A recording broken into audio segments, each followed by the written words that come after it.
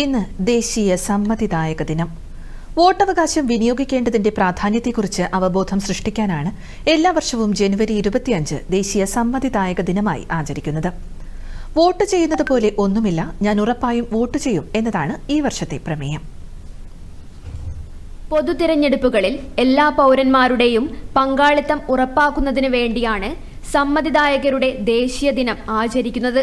ലോകത്തിലെ ഏറ്റവും ശക്തമായ ജനാധിപത്യ രാജ്യമാണ് ഇന്ത്യ.